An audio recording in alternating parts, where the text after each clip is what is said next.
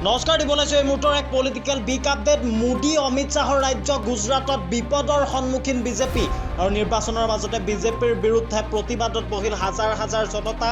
বিজেপিৰ বিৰুদ্ধে ভোট বৰ্জনৰ হুংকাৰ হাজাৰ হাজাৰ জনতাৰ আৰু দীৰ্ঘদিন ধৰি বিজেপিৰ নেতাৰ বিৰুদ্ধে অব্যাহত জনতাৰ প্ৰতিবাদ। গুজৰাটত হাজাৰ হাজাৰ ক্ষত্ৰিয় লোকে সাব্যস্ত কৰিছে প্ৰতিবাদ আৰু কেন্দ্ৰীয় মন্ত্ৰী বিজেপি প্ৰাৰ্থী পুৰুষোত্তম ৰূপালাই ক্ষত্ৰিয়ক অপমান কৰাৰ অভিযোগ উত্থাপন হৈছে আৰু ৰাজপুতসকলক উদ্দেশ্যি প্ৰাৰ্থীগৰাকীয়ে কৰিছিল বিতৰ্কিত মন্তব্য আৰু কেন্দ্ৰীয় মন্ত্ৰীৰ এই মন্তব্যৰ পাছতে এতিয়া বিজেপিৰ বিৰুদ্ধে উত্তাল প্ৰতিবাদ সাব্যস্ত কৰা পৰিলক্ষিত হৈছে।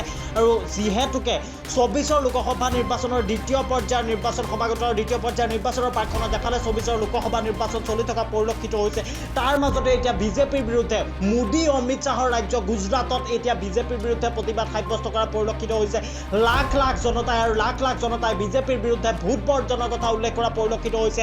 যিহেতুকে এগৰাকী কেন্দ্ৰীয় নেতৃত্ব, সেই কেন্দ্ৰীয় নেতৃত্বগৰাকী হৈছে পুৰুষোত্তম ৰূপালাই আৰু পুৰুষোত্তম ৰূপালাই ক্ষত্ৰিয় যি জাতি আছে, ক্ষত্ৰিয় জাতিক অপমান কৰা পৰিলক্ষিত হৈছিল। ৰাজপুতসকলক উদ্দেশ্যি তেখেতে বিৰূপ মন্তব্য প্ৰতিক্ৰিয়া প্ৰকাশ কৰা পৰিলক্ষিত হৈছিল আৰু তাৰপিছতে এই বিতৰ্কিত মন্তব্য প্ৰকাশ কৰাৰ পিছতে এতিয়া তেখেতৰ বিৰুদ্ধে জাঙুৰ খাই উঠা পৰিলক্ষিত হৈছে ৰাজপুতসকল আৰু ৰাজপুতসকলে এতিয়া বিজেপিৰ বিৰুদ্ধে মাত মতা পৰিলক্ষিত হৈছে। বিজেপিৰ বিৰুদ্ধে এতিয়া তীব্ৰতৰ প্ৰতিবাদ সাব্যস্ত কৰা পৰিলক্ষিত হৈছে আৰু লগতে তেখেতসকলে ভোট বৰ্জনৰ হুংকাৰ প্ৰদান কৰিছে। এইবোৰ বিগ আপডেট আমি জনাবলৈ যত্ন কৰি আছোঁ, কিয়নো মোদী অমিত শ্বাহৰ ৰাজ্য গুজৰাটতে এতিয়া বিপদৰ সন্মুখীন হৈছে বিজেপি আৰু নিৰ্বাচনৰ মাজতে বিজেপিৰ বিৰুদ্ধে প্ৰতিবাদত বহিল হাজাৰ হাজাৰ জনতা।